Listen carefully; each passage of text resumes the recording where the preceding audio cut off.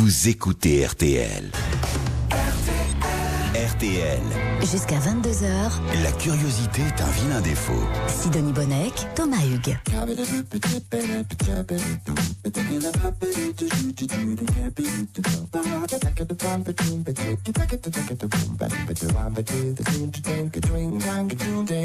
Bonsoir à tous et bienvenue sur RTL. Bonsoir à vous Thomas.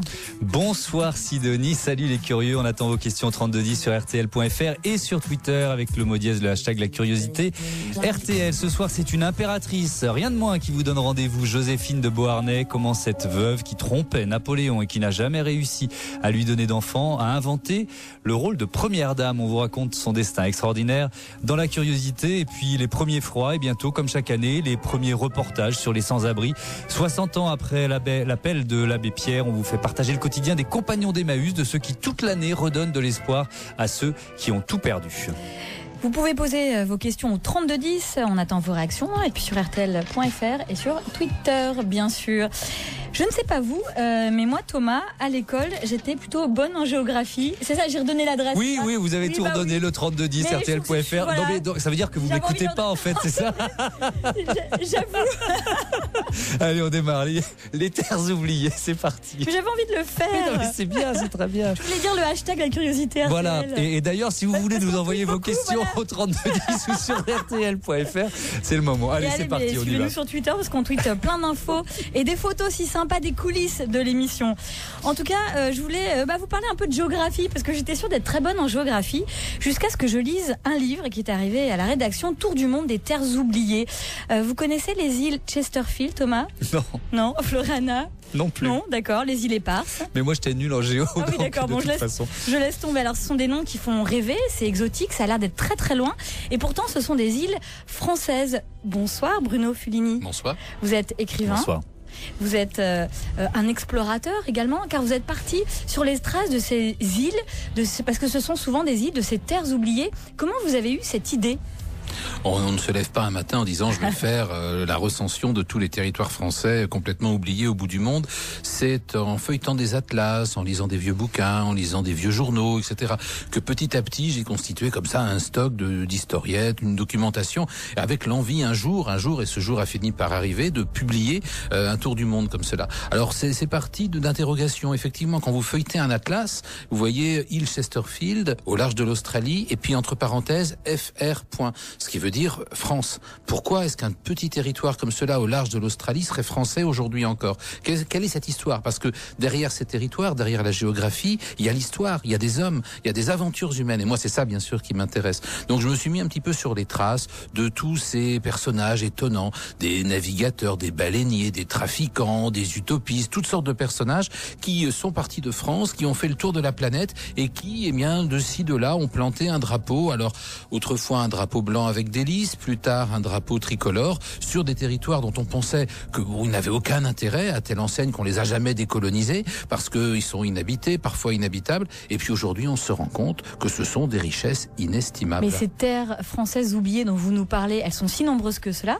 Elles sont très nombreuses et surtout, il faut bien se prendre en considération qu'aujourd'hui, le plus petit îlot complètement perdu au milieu de l'océan, comme par exemple Clipperton dans le Pacifique Nord, eh bien cet îlot de quelques kilomètres carrés, il commande une étendue maritime de plus de 400 000 kilomètres carrés. Parce que depuis 1983, on a en quelque sorte territorialisé les océans. C'est-à-dire qu'on a défini non seulement des eaux territoriales, mais des zones économiques exclusives avec de véritables frontières maritimes. Ça veut dire qu'avec tous ces îlots et archipels épars, la France, c'est le deuxième domaine maritime au monde, juste après celui des États-Unis. Mais ça veut dire qu'il y a des territoires français partout dans le monde en fait? On peut faire le tour de la planète sans quitter la France. On peut partir de métropole, revenir en métropole, par exemple partir sur la façade atlantique, revenir en Méditerranée. On va faire le tour de la planète, tous les océans, tous les continents, et on n'aura jamais quitté la France. Et ces terres oubliées, est-ce qu'elles sont sur un atlas par exemple? Est-ce qu'on peut les trouver sur les cartes? Oui, mais il faut une loupe. Une loupe parce que voilà, certaines sont relativement discrètes, méconnues. D'autres sont bien connues. Bien sûr, il y a l'outre-mer bien connu. Moi, j'ai passé une partie de mon enfance sur l'île de la Réunion. Tout le monde connaît l'île de la Réunion. On pourrait parler de la Guyane. Vous savez qu'on a une frontière commune avec le Brésil. On ne le dit pas assez. Et puis, à côté de ces départements et territoires d'outre-mer bien connus, il y a des poussières d'îles, des poussières d'îlots. Et c'est là-dessus que j'ai voulu promener la loupe et faire un petit peu savoir à tout le monde que ces territoires existaient et sont toujours français aujourd'hui. Mais vous en avez visité certains de ces micro-territoires français? Quelques-uns, mais moi je suis plutôt travaillé en bibliothèque. Certains de ces territoires sont quand même d'un accès particulièrement difficile. Et ce sont des terres habitées pour la plupart? Alors oui et non, c'est-à-dire qu'il y a des territoires totalement inhabités, d'autres qui sont habités mais pas par une population indigène, qui sont habités même par une population relevée périodiquement. Si je prends par exemple les îles Kerguelen ou bien la terre Adélie, qui est une fraction du continent antarctique, vous avez des chercheurs, vous avez quelques militaires, quelques techniciens, qui sont relevés régulièrement, bien sûr. Mais vous parliez de ces territoires maritimes, en quelque sorte, qui existent. Donc c'est depuis 83 que ça a été mis en place. Mais ça veut dire quoi? Ça veut dire qu'il y a des richesses dans ces D'abord, il y a des richesses halieutiques, c'est-à-dire la pêche. Des zones de pêche autorisées. Voilà. Ouais. On a considéré que si on percevait simplement des droits de pêche sur les eaux de Clipperton, il y avait de quoi financer un établissement humain continuel sur cette île qui aujourd'hui est inhabitée. Clipperton a un code postal mais pas d'habitants et des richesses phénoménales mais qui ne sont pas exploitées. Et au-delà des droits de pêche, il y a également un sous-sol sous-marin. Et qui sait si dans 50 ans, 100 ans, on ne pourra pas exploiter les richesses de ce sous-sol. Alors ça posera plein de problèmes, y compris environnementaux. Mais et là je n'y suis pour rien, c'est après la parution du livre, un groupe de scientifiques a fait savoir que autour des îles éparses, qui sont des petites îles de l'océan Indien, il y avait sans doute des gisements d'hydrocarbures comparables à ceux de la mer du Nord. Donc en fait, potentiellement, c'est une richesse absolument colossale. Justement, on embarque dans un instant, on va les visiter, on va mettre le pied sur ces terres françaises oubliées sur RTL. Vous écoutez RTL. Première radio de France. RTL. À l'école, on apprend que la France fait 552 000 km². Mais si on compte l'outre-mer, on double en fait la superficie, 1 100 000 km². Et si on ajoute les domaines maritimes, alors là, on arrive à 12 millions. La curiosité est un vilain défaut. C'est plus grand que la Chine. Sidonie Bonnec, Thomas Hugues. Nous sommes avec vous, Bruno Fulini, on vient de vous entendre. C'est plus grand que la Chine, c'est-à-dire que la France, plus tous ces territoires d'outre-mer, plus ces terres françaises oubliées dont nous parlons ce soir, c'est plus grand que la Chine, mais on est une superpuissance en fait. Nous sommes en tout cas une puissance mondiale répartie tout autour de la planète. Alors bon, je triche un petit peu. C'est-à-dire que bien sûr, sur ces 12 millions de kilomètres carrés, 90% c'est de l'eau. Mais cette eau, encore une fois, elle recouvre des fonds sous-marins qui sont potentiellement très riches. Et puis il y a un énorme bloc aussi qui est la terre Adélie, donc une portion de tarte dans le continent antarctique. Simplement, c'est plus grand que l'Allemagne, en fait, ce territoire-là. Et qu'est-ce qu'on y trouve sur cette terre d'Adélie? Tiens, commençons à nous balader parce qu'on est impatient d'aller découvrir cette terre française oubliée. Ça ressemble à quoi? C'est qui y habite? Qu'est-ce qu'on y fait? Donc on est sur l'Antarctique, un côté pôle sud. Donc ça part du pôle sud et ça va jusque vers le littoral. La capitale entre guillemets est plutôt une base scientifique qui porte le nom de Dumont d'Urville. Dumont d'Urville, c'est celui qui au 19e siècle a découvert cette terre et en a pris possession pour la France. Et c'est d'ailleurs sur le prénom de sa femme qu'il a forgé le nom de ce territoire. Sa femme s'appelait Adèle et donc c'est devenu la terre Adélie. Alors aujourd'hui, ce sont surtout des scientifiques qui étudient ce territoire. C'est un territoire où il est très difficile de vivre. Nous sommes encore une fois vers le pôle sud.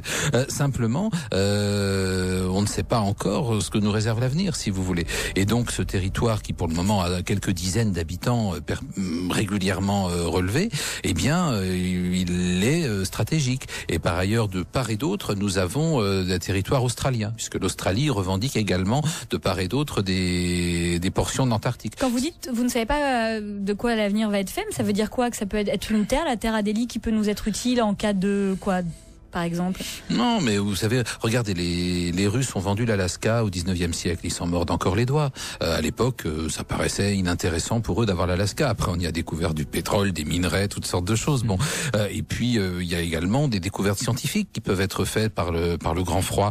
On commence aussi à s'interroger sur les refroidissements de superordinateurs dans les zones polaires. Enfin, il y a toutes sortes de choses. Alors là, qui dépassent complètement mon champ de compétences, mais qui signifie qu'il est important d'avoir comme cela des possessions territoriales un petit peu partout. Quand on dit qu'on les oublie, Bruno Fulini, ça veut dire qu'on les délaisse, qu'on ne s'en occupe pas, ou ça veut dire juste que bon, on n'y va pas nous souvent, ou que c'est tellement loin de notre métropole que... Ça va de pair, c'est-à-dire que beaucoup de Français soit ignorent l'existence de ces territoires, soit considèrent que c'est totalement pittoresque. Et c'est vrai qu'il y a des aspects tout à fait pittoresques. J'ai découvert que, par exemple, que dans les terres australes et antarctiques françaises, on avait forgé tout un langage et qui s'y parlait des mots qu'on n'emploie pas en métropole. Ça, c'est pittoresque. Par exemple, vous avez quelques-uns de ces mots ou par exemple, si vous êtes un grand scientifique, mais que c'est votre tour de faire le service au réfectoire, vous êtes Marie ou vous êtes de Petite Marie. Voilà, il y a tout un jargon comme cela, c'est assez mignon. J'ai vu la radio, c'est la ZZ, je crois, quelque chose comme ça. La radio portable. La radio portable. Pardon. S'il vous plaît. Oui, ça m'amuse. Soyons précis. Tiens, quelle surprise. Précis. Si on continue de se balader les îles Chesterfield, parce que c'est de la géographie et c'est de l'histoire, c'est ce qui est passionnant quand on vous écoute, Bruno Fulini. C'est quoi l'histoire des îles Chesterfield? Comment ça devient français? Alors c'est une vraie comédie, les îles Chesterfield. Au départ, c'est un nom évidemment britannique. Ça a été donné du nom d'un bateau anglais qui a failli y couler. Évidemment, les Anglais sont vite partis et n'ont pas du tout pris possession du territoire.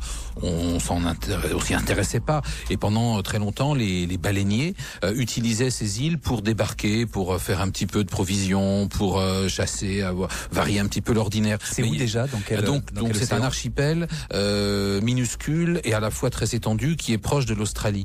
Comment est-ce que ça peut être à la fois minuscule et étendu? Au total, ça fait 1 km², mais divisé en une soixantaine d'îles et îlots qui se répartissent sur 20 000 km² d'étendue océanique. Donc c'est très vaste et en même temps c'est une poussière d'îles. C'est une poussière de territoire. Alors, pendant longtemps, on ne s'y est pas du tout intéressé, jusqu'au jour où, en 1878, un Anglais arrive en Nouvelle-Calédonie avec l'idée de là partir pour les Chesterfield et d'y planter le drapeau britannique pour y exploiter le guano. Le guano, donc, c'est la fiente d'oiseaux de mer et au 19e siècle, on se rend compte que c'est du phosphate pur. Donc, vous voyez, les richesses sont pas toujours là où on imagine. Des couches et des couches pendant des siècles de déjection d'oiseaux de mer, eh bien, c'est une richesse. C'est du phosphate, c'est de l'engrais, ça vaut très cher. Et donc cet Anglais veut aller exploiter les mines à ciel ouvert de guano des îles Chesterfield. Alors là, les Français se rendent compte que zut, ça va nous échapper. Donc on le fait copieusement. Vive le guano français. Et voilà. Et donc le Made in France va triompher en matière de guano parce qu'on fait boire l'anglais de façon à le retarder. Et c'est finalement une expédition française qui va planter le drapeau tricolore. Et alors là, on fait très bien les choses. Il y a des documents historiques magnifiques puisqu'on envoie un bâtiment de guerre qui va tirer 21 coups de canon, on envoie des troupes à terre, on plante le drapeau, on publie un récit de prise de possession au journal officiel. Voilà, ces îles deviennent françaises et le sont toujours. Alors le guano a été exploité pendant un certain temps, on a même envoyé un fonctionnaire du fisc, je vous assure, avec sa femme, monsieur et madame Martin, qui était là pour évaluer les cubages de guano extrait et pour prélever 1 franc par tonne de guano. Les choses dans les règles, c'est bien normal. Alors ils ont tenu 3 mois parce qu'il y a quand même pas beaucoup de distractions aux Chesterfield. On ignore beaucoup de conversations, les oiseaux. Oui, voilà, on ignore comment a fini le couple Martin, mais il est parti au bout d'un certain temps et puis après le guano s'est exploité un petit peu en franchise d'impôt, il faut bien le dire. Il y a plein d'autres terres oubliées françaises. Vous connaissez par exemple les îles intermittentes. Un coup elles sont là, un coup elles disparaissent. Ou les îles de beurre. Ces îles qui naissent parfois dans le regard fatigué de certains marins, un petit peu fatigués aussi. On continue dans un instant notre tour du monde des terres françaises oubliées sur RTL. Vous écoutez RTL. Sidonie Bonnec, Thomas Hugues. La curiosité est un vilain défaut. RTL. Saviez-vous qu'il existe des territoires français un peu partout dans le monde? Leur surface totale, en rajoutant les zones maritimes, atteint les 11 millions de kilomètres carrés, plus de 18 fois le territoire de la métropole. Mais ces terres, souvent des îles, on les a oubliées avec le temps et on les redécouvre ce soir grâce à notre invité, l'historien et écrivain Bruno Fulini. Parmi ces terres oubliées, il y a une île invisible. Alors c'est quoi l'île Julia? Pourquoi on dit que c'est une île invisible? visible? Disons qu'elle n'est visible qu'à certaines périodes de l'histoire, tout simplement parce que c'est une île capricieuse, c'est une île intermittente. Alors de quoi s'agit-il? Nous sommes au milieu de la Méditerranée, pas très loin de la Sicile, de Malte, c'est-à-dire dans une zone tout simplement volcanique. Alors qu'est-ce qui se passe? Vous avez un volcan sous-marin et de temps en temps il y a une poussée sismique et donc le volcan monte et crève la surface des eaux, donc ça fait une île. Et puis le vent, la mer disperse les cendres et l'île disparaît. Et donc on a actuellement un volcan qui aujourd'hui est à environ 8 mètres sous la surface de la Méditerranée, donc c'est pas grand-chose par rapport à l'ensemble de la Méditerranée. Et bien tout le monde attend de voir si un jour ou l'autre cette île ressurgit. Ce qu'il faut savoir. La dernière fois, c'était quand? Alors, il y a eu plusieurs résurgences, mais très brèves. Celle qui a été vraiment importante, c'est en 1831. Importante parce que là, ça a duré plusieurs mois et toute l'Europe s'est passionnée pour ce phénomène.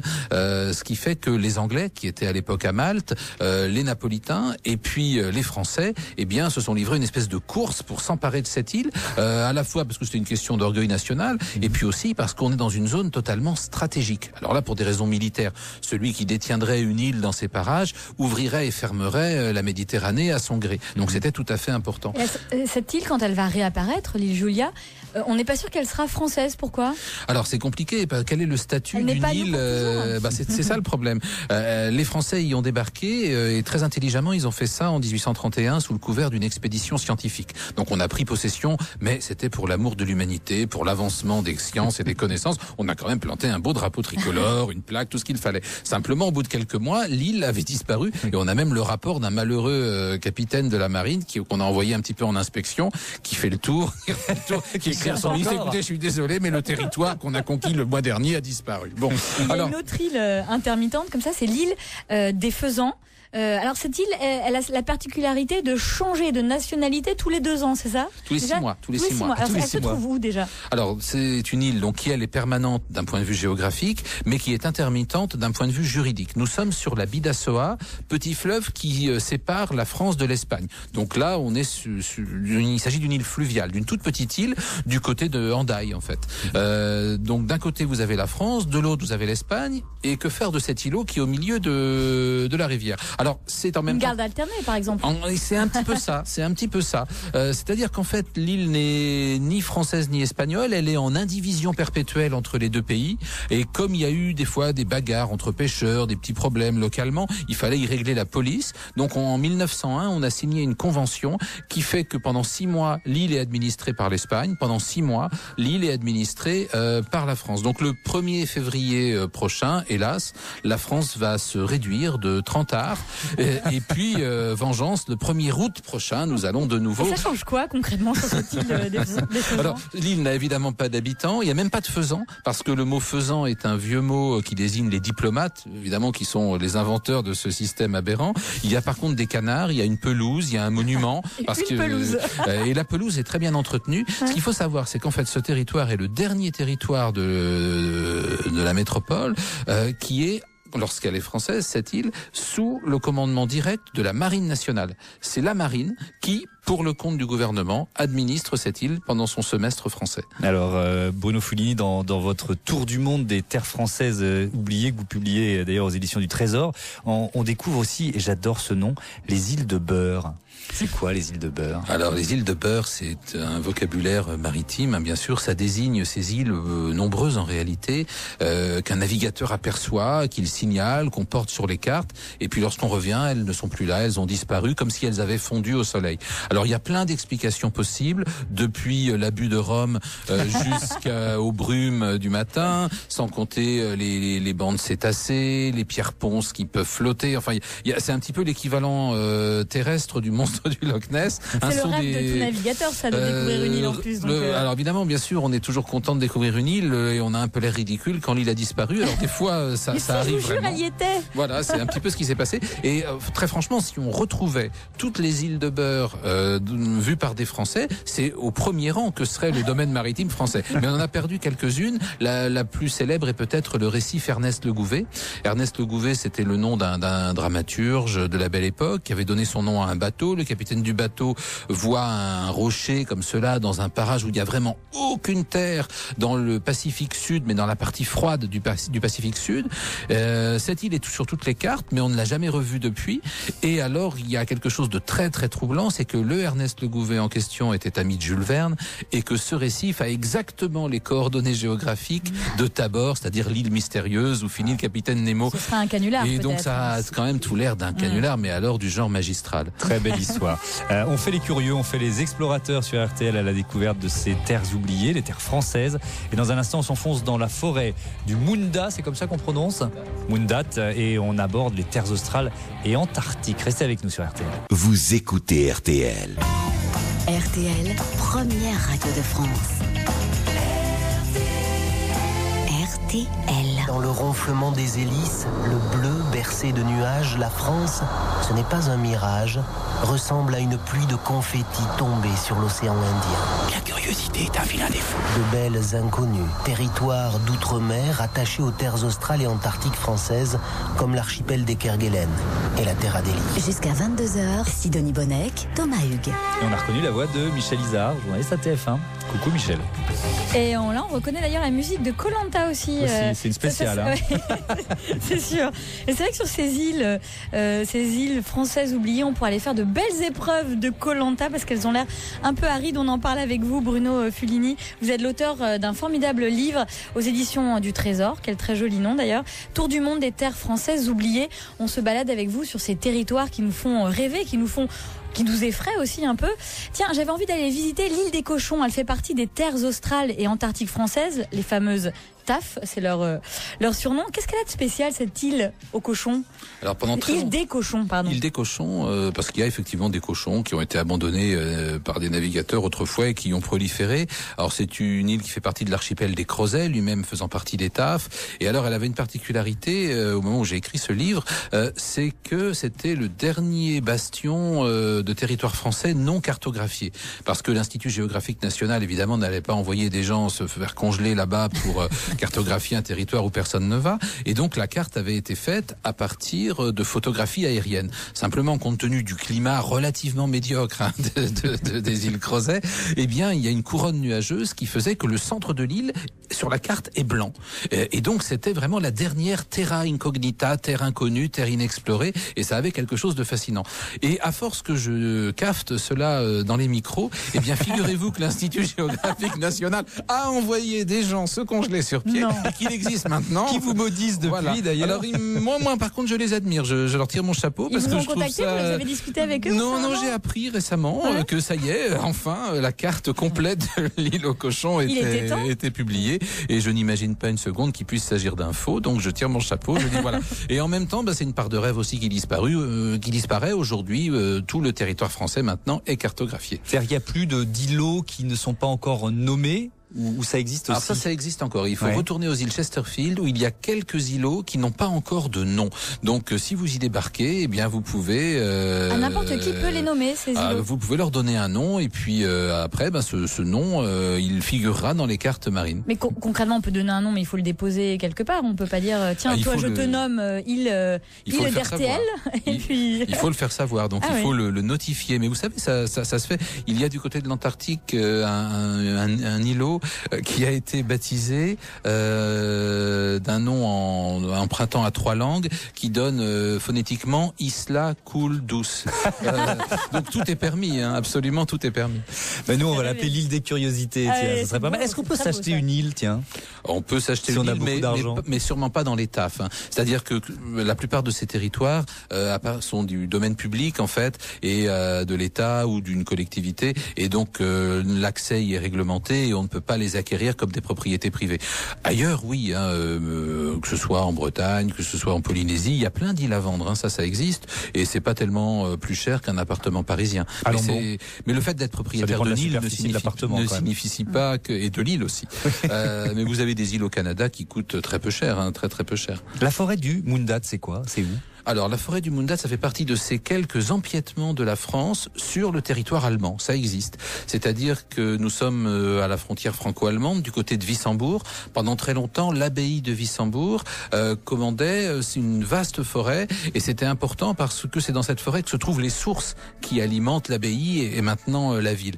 Et donc, le tracé de la frontière en 45 avait coupé Wissembourg de son arrière-pays, en quelque sorte. Alors, on avait annexé au lendemain de la guerre, mais mais de façon un peu irrégulière ce territoire. Et donc en 1984, il y a eu un accord Mitterrand-Kohl qui fait que la forêt du Mundat est devenue territoire allemand, mais est propriété privée de la République française. De la même façon, il y a 3 communes françaises sur le Rhin qui, en tant que communes, sont propriétaires du territoire allemand qui est en face. Parce qu'au XVIe siècle, le Rhin a changé de cours et donc se pose le problème du territoire entre l'ancien cours et le nouveau cours, et c'est la solution qui a été trouvée. Dans votre tour du monde des terres françaises oubliées, Bruno Fulini, vous nous parlez aussi des îles contestées. Ça sent le soufre, ça. C'est quoi? C'est des îles qu'on se dispute? Oui, c'est des îles que la France considère comme lui appartenant, mais que d'autres pays considèrent également comme lui appartenant. Alors, les îles éparses font comme cela d'assez jolis contentieux. Il faut savoir qu'au temps des colonies, ces îles éparses, donc autour de Madagascar, étaient administrées depuis la colonie française de Madagascar. Et quand Madagascar est allé vers l'indépendance, 3 jours avant la date fatidique, un décret a détaché ces îles de Madagascar pour en faire des territoires distincts. Et du coup, les Malgaches aujourd'hui considèrent que ces îles qui ont des noms superbes, Bassas da India, Juan de Nova, Europa, les îles Glorieuses, font partie de son territoire. Et puis au milieu de l'océan Indien, vous avez l'île de Tromelin, qui fait aussi partie des îles éparses, qui est revendiquée par Madagascar, mais aussi par l'île Maurice. Et alors pour le moment, ce sont des sanctuaires écologiques, il n'y a pas vraiment de présence, mais si il se confirme qu'il y a du côté de ces îles éparses des gisements pétrolifères, ça risque de se gâter. Oui, parce que derrière tout ça, il y a des enjeux économiques et c'est ce qui rend aussi votre démarche passionnante. Tiens, question-réaction de Jacques qui nous envoie ça de Charente-Maritime. Je suis allé sur l'île Walpole. Alors j'espère que vous la connaissez. Tout petit, ça fait 1 km², c'est magnifique.